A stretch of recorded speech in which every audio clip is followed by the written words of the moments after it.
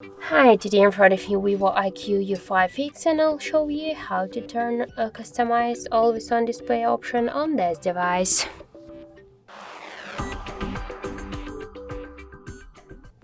So let's just first unlock our phone and then open the settings. Tap to lock screen and wallpaper, click to always on display section.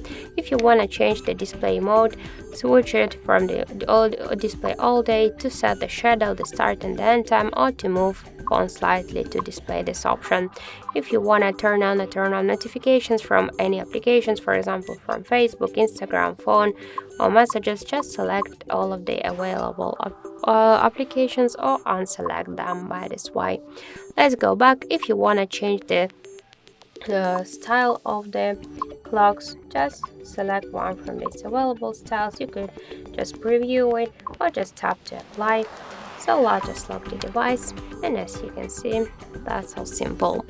So that's it. Thank you for watching, and if you find this video helpful, leave thumbs up and subscribe our channel.